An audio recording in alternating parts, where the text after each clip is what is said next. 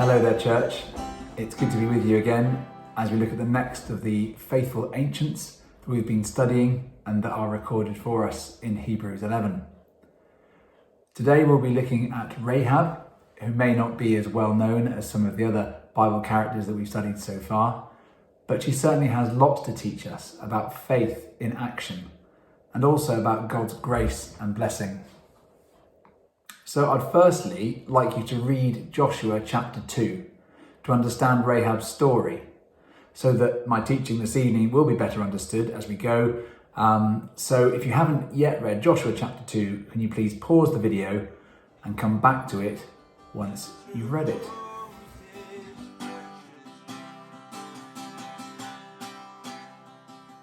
So I'd like to start by drawing on a couple of key issues.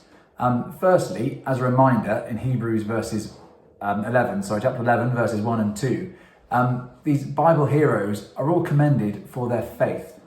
So we will be looking to discover more about Rahab's faith this evening. And also, if we go back into the context of Rahab's life, in terms of Israel's history, they were in the process of claiming the promised land in Canaan. And in Joshua chapter 1, verse 9, we see that God makes a clear promise to Israel's leader, Joshua, and says this: "Be strong and courageous. Do not be terrified. Do not be discouraged, for the Lord your God will be with you wherever you go." And if we look at the moment Jericho was about to be destroyed, there's a further promise in chapter 6 and verse 2, which says, "The Lord said to Joshua, 'See, I have delivered Jericho into your hands, along with its king and its fighting men.'"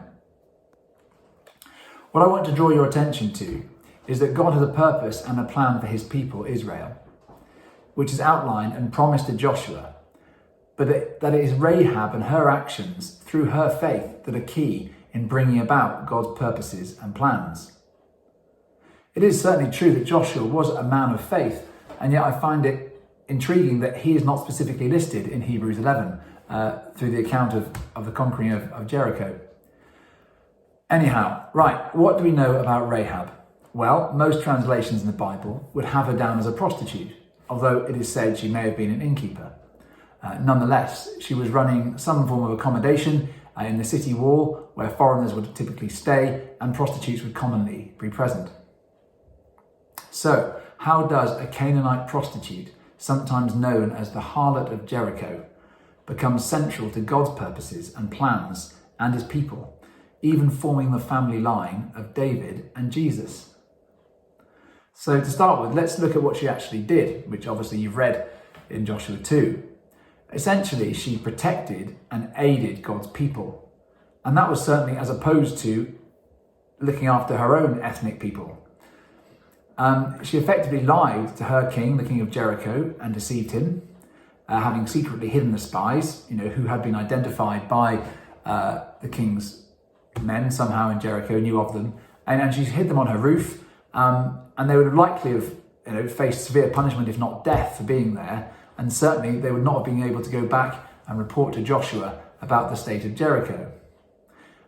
So having lied and hid them, she then allowed them to escape safely. She also, of course, informed the spies that there was a lot of fear among the people of Jericho, all about what God had done for Israel in the conquests so far. They were aware of this miraculous defeat of Egypt, which was really the superpower of the time, and therefore she was quite rightly perhaps concerned about what might lie ahead for Jericho in terms of a potential attack from Israel. And therefore the spies were able to report what Rahab said back to Joshua. And in chapter 2, verse 24, we read, "The Lord is surely given the whole land into our hands. All the people are melting in fear because of us." So that's what she did. Now, why did she do it? I think she did it because she understood that the God of Israel was the true God. She did have faith in him, and she also trusted his followers. If you have a look again at chapter 2 and verses 8 to 11, Rahab states that she knows that Jericho will fall to Israel, and had understood about some of the remarkable things God had already done to save his people thus far. And there's quite an amazing testimony in verse 11, as she states that the Lord of Israel is God in heaven above and on earth below. She recognized the God of Israel as the Lord of all. She also trusted that her faith in God and in her trusting the spies from Israel would result in her life being spared. She had a sincere hope in what God could do for her and her family in a frightening and arguably hopeless situation. So, what happened next? Well, if we turn ahead in Joshua to chapter 6 and verses 20 through to 25, let's see if the spies were faithful to Rahab. Joshua 6, verse 20. So this is when they are conquering Jericho. When the trumpet sounded, the people shouted. And at the sound of the trumpet, when the people gave a loud shout, the wall collapsed. So every man charged straight in, and they took the city. They devoted the city to the Lord and destroyed with the sword every living thing in it, men and women, young and old, cattle, sheep and donkeys. Joshua said to the two men who had spied out the land, "Go into the prostitute's house and bring her out and all who belong to her, in accordance with your oath to her." So the young men who had done the spying went in and brought out Rahab, her father and mother and brothers, and all who belonged to her. They brought out her entire family and put them in a place outside the camp of Israel. Then they burned the whole city and everything in it, but they put the silver and gold and the articles of bronze and iron into the treasury of the Lord's house. But Joshua spared Rahab the prostitute with her family and all who belonged to her, because she hid the men Joshua had sent as spies to Jericho, and she lives among the Israelites to this day. Well, Rahab and her family were saved from immediate death because they were Canaanites and God was cleansing that whole city. But not only did she get her physical life spared, I think it's apparent that she was granted full salvation through her faith. This is not specifically described in the texts, but we can see that she became a part of God's family and that she was given a home among his people. She was granted more than just safety. She was granted a new life and a new identity. And that is an amazing situation for her, really, given the context of Israel's conquest of Canaan and driving out all of those who are opposed to God. And the rest, you could say, is history. A foreign prostitute becomes an Israelite wife and mother. She married into God's people. Not only that, she fathered Boaz, who was the future husband of Ruth. And from there, the family line includes King David and ultimately Jesus. And here we are in 2024 reading her as being listed among the great heroes of the Bible. What amazing grace and incredible blessing. There is something else that struck me about the story, and that is the use of the scarlet cord that was tied in the window of Rahab's house as a sign that her household would be protected. This essentially marked her home as a place where God's judgment would not fall. And the display of the cord was a sign that marked them as a faithful people who would be saved. And I couldn't help thinking about the resemblance this holds to the Passover, with God's people covering their doorposts with blood, so that the angel of death would not strike their home. And of course, that leads us into considering the blood of Jesus, also a scarlet-like substance, which we cling to for our salvation. So to sum up, I think Rahab does teach us a lot about being willing to serve God and to take risks for him in faith.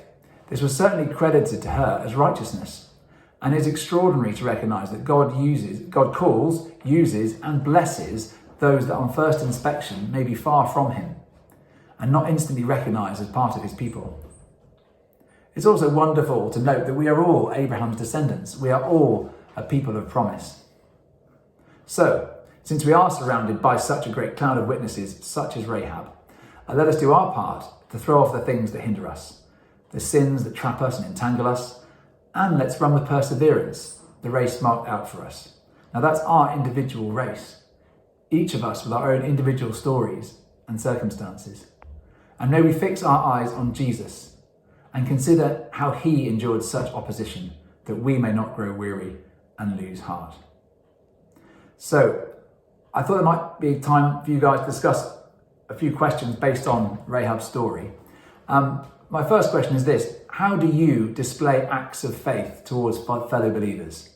How do you display acts of faith towards fellow believers? And also, do we encourage and commend each other for their faith and acts of faith? So it'd be good if we could do that as connect groups and as a church as a whole.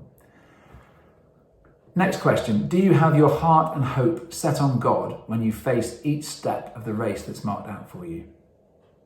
Are you firmly focused and have your eyes and your whole being focused on God and God alone when you walk the walk or run the race that God set for you? And also, what cultural or worldly pressures challenge you in that walk? Perhaps there might be some opportunity to pray for one another in those areas. Now, as an aside, there's something I thought I would mention if you want to go there with your discussion this evening, and that's the fact that Rahab seemed to be commended for lying to protect God's people. And the question is this, is it okay to lie for God? So she certainly, did so to protect God's people when they were conquering Canaan. Her actions of lying are not commended specifically in the Bible, but interestingly, she's also mentioned in James chapter 2 in verse 25. And this states that Rahab was considered righteous for what she did when she gave lodging to the spies and sent them off in a different direction. This throws up an interesting challenge about righteous acts and what it might mean in a given circumstance. It's certainly true that during the Second World War, and maybe other conflicts, many Christians have sheltered people against the aggressor, certainly in Nazi occupation, Christians sheltering other Christians or Jews perhaps, to preserve God's people in the face of enemy. And perhaps our duty as Christians is to serve and protect the lives of other Christians, fearing God and honouring Him above any other power or cultural pressures. That might be quite an interesting discussion to take on this evening if you want to, and I pray that God will grant you wisdom to consider how as Christians we could act in times of hostility and what faith and action may look like in those situations. Right, I've waffled on for too long now, so quick recap on the questions.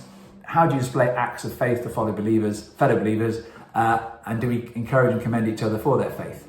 And do you have your heart and your hope set on God when you step through that race that He's marked out for you? And what cultural or worldly pressures challenge you? God bless you all.